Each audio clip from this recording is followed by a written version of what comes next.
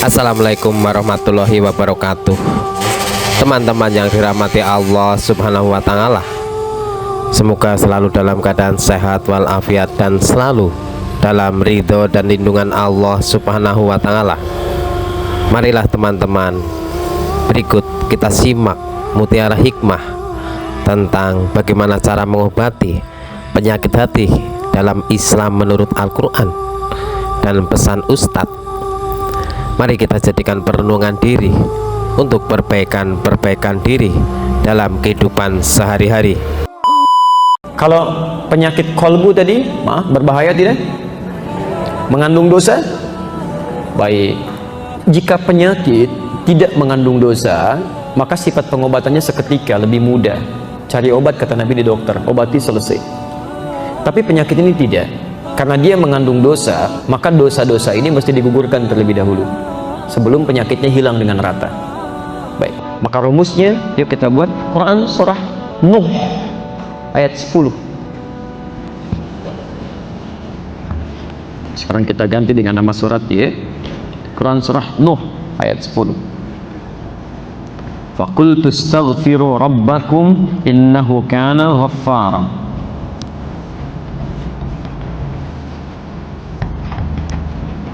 Ada ayatnya?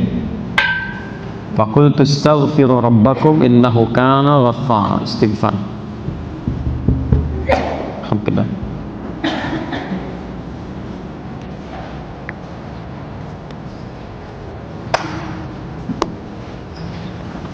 Sudah? Ada ayatnya? Faqultu astaghfiru rabbakum innahu kana ghaffara. Maka aku katakan pada kaumku ya, supaya mereka beristighfar kepada Allah, sungguh Allah Maha Pengampun segala dosa. Perhatikan, umatnya Nabi Nuh saat itu diajak untuk mendekat kepada Allah, beribadah.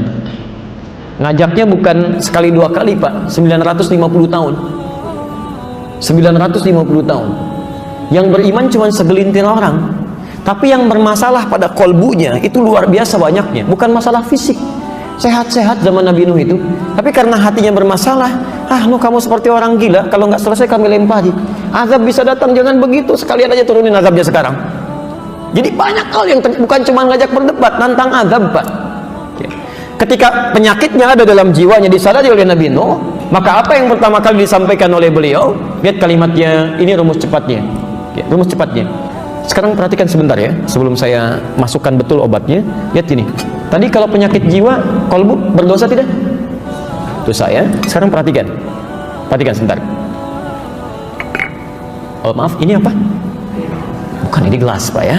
Isinya air. Sekarang lihat. Saya lagi, ini apa? Gelas ya. Terbuka atau tertutup? Terbuka. Sekarang, kalau gelasnya terbuka, bisa saya masukkan spidol? Bisa, baik. Bisa saya masukkan handphone? Tidak, nggak cukup tuh ya. Baik, pelan-pelan. Baik. Baik, sekarang perhatikan. Jadi benda-benda itu bisa masuk sesuai dengan ukurannya. Ya. Perhatikan ya. Saat kita memohon kepada Allah, itu sumber-sumber kebaikan kita terbuka. Janji Allah, Anda mau minta apapun, itu seketika akan diberikan. Akan diberikan. Itu ada di Quran surah kedua Al-Baqarah ayat 186, posisi paling kiri sebelah bawah. Wa idza sa'alaka 'ibadi 'anni fa inni qarib. Kalau hambaku punya persoalan kemudian ingin mencari aku, ini sudah fitrah manusia. Kalau sedang punya masalah pasti menyebut nama Allah tuh, nyari gitu ya. Fa inni qarib, Muhammad katakan pada orang mencari aku ini, yang bertanya kepadamu, aku dekat, gak usah dicari, memberi harapan. Secara psikologis itu menenangkan. Anda bertanya, Ustaz Adi mana ya, belum datang, aduh nggak ada kabar nih. Dengan yang kedua dikatakan tenang, beliau sudah dekat katanya. Mana yang paling menenangkan, yang pertama atau yang kedua?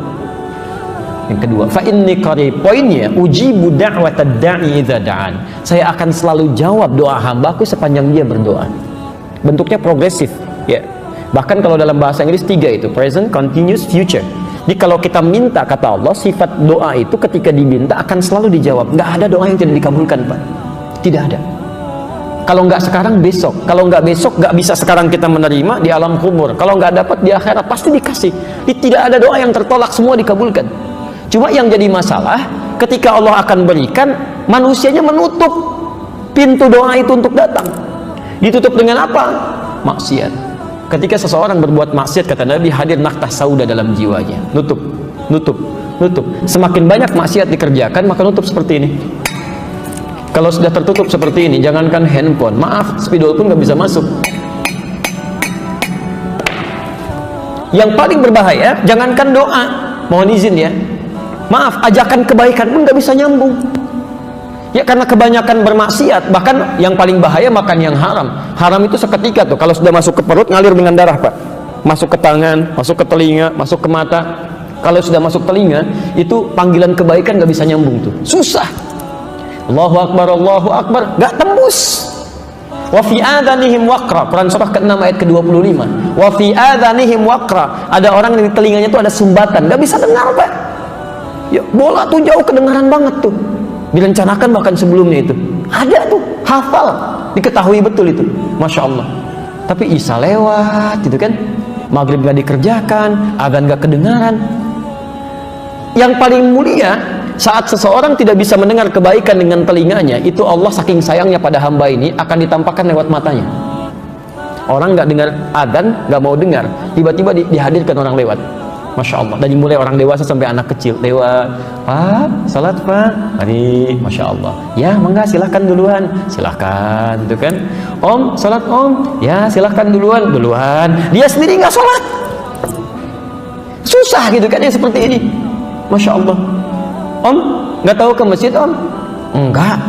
Kalau surga nggak tahu, masjid aja nggak tahu, apalagi surga. Masya Allah, ini orang seperti ini susah tuh, dilihatin di mata nggak bisa, dengar di telinga nggak bisa. Apa yang salah? Ini yang masuk tuh, ada penyakit dalam jiwanya. Ya, makanya turun ayat Quran surah kedua ayat ke-7 itu, posisi paling kanan sebelah atas. Khatamallahu ala qulubihim. Awas tadi, penyakit kolbu itu di mana adanya? Di kolbu. Nggak mungkin penyakit kolbu adanya di yang lain. Di kolbu. Jamak kolbu tadi apa? Qulub. Khatamallahu ala qulubihim wa ala sam'ihim wa ala absarihim ghishawah. Perhatikan, pertama yang bermasalah kolbunya. Kalau kolbu bermasalah, tembusnya kemana? Telinga nggak bisa dengar, mata nggak bisa lihat. Kalau sudah seperti ini, dia tidak membuka sekat ini yang paling bahaya. Walahum adzabun azim. Maka hidup orang ini akan tersiksa itu. Di dunia tersiksa, di akhirat tersiksa. Orang yang punya penyakit hati itu, Pak Ambu, hidupnya nggak akan tenang. Demi Allah saya katakan nggak akan tenang. Ya maaf ya, mau tidur aja nggak tenang. Ya tidur masih kepikiran nikmat orang lain. Dia punya rumah tapi masih mikirin rumah orang. Begitu mau tidur tuh kalimatnya masih jelek aja. Bahkan ada yang mohon maaf ya, mimpi pun masih dosa juga. Ya, gara-gara dia memang semua ini sedang tidur tuh. Sampai istrinya bingung, Pak bangun kenapa gitu. Ya Allah, kapan istirahatnya? Saat nggak tidur juga salah, saat tidur pun tidak tentram. Itu orang-orang seperti ini. Ya, bagaimana cara bukanya? Fakultu astaghfiru rabbakum innahu kana ghaffar. Kalau kadarnya masih kecil-kecil, untuk menghilangkan dosanya dengan istighfar. Itu untuk meluluhkan dosanya. Ya. Kalau ini tutupnya ini dari apa tutupnya? Tuh, aluminium. Ya. Maaf ya. Lihat kalimatnya. Kalau tutupnya dari tisu bagaimana? Lebih lunak atau lebih keras? Lebih lunak. Ada yang kecil-kecil yang bisa ditembus begini tuh. Ya. Ini kalau dengan istighfar aja bisa dicabut begini. Maaf Bapak Ibu sekalian, itu tanpa sadar dalam beraktivitas dalam sehari itu akan selalu ada dosa yang pernah kita kerjakan, termasuk saya. Semuanya. Coba kalau nggak percaya cek dari ujung kepala sampai ujung kaki, itu pasti ada potensi dosa masuk itu. Ya, mata tuh. Sekarang sudah jam 2 lewat 7 menit. Saya mohon izin dari Anda bangun sampai dengan sekarang, berapa kali mata kita berbuat salah tuh, salah lihat. Pasti ada aja. Telinga salah dengar, ya kan? Lisan salah bicara, pikiran salah berpikir. Sekarang pun mungkin ada begitu, nggak tanggung-tanggung ustadznya juga salah dipikirin gitu. Bisa kejadian gitu kan, macam-macam terjadi. Nah itu yang kecil-kecil, itu seketika hilangnya dengan istighfar. Coba cek, Nabi beristighfar nggak dalam hidupnya? Sebelum tidur istighfar nggak? Berapa kali? 70 sampai 100 kali sebelum tidur. Nabi Rasul dijaga dari kesalahan, dijamin surganya, tingkat surga tertinggi, masih istighfar dalam hidupnya. Anda bukan Nabi, bukan Rasul, surga sampai zuhur ini belum jelas, hisab masih menegangkan, gak mau istighfar, aneh itu. Ya. Makanya orang-orang yang istighfar itu, ketika dia istighfar, maka sumber-sumber masalah yang kecil itu hilang, Pak. Makanya mohon izin ya, kalau ingin dijaga dari penyakit-penyakit hati, salah satu caranya kata Quran, biasakan istighfar. Astagfirullah, astagfirullah, jangan dibiarkan ada. Jadi begitu ada misalnya setan datang, tuh dia tuh sombong, jalan aja nggak nyapa kamu. Begitu muncul itu langsung astagfirullahaladzim, itu nggak benar. Astagfirullah, itu seketika akan hilang dan potensi dosa akan keluar. Ya. Kalau sudah seperti ini, ya, kalau sudah seperti ini, masya Allah, orang-orang yang seringkali istighfar dalam hidupnya, kemudian dia membiasakan itu, bukan cuma dijaga dari dosa-dosa yang kecil. Mohon maaf ya, cinta Allah pun akan diturunkan pada orang ini. Cinta Allah akan diberikan. Allah itu sangat mencintai orang yang membiasakan istighfar dalam hidupnya. Quran surah ketiga ayat 31, posisi paling kiri sebelah atas.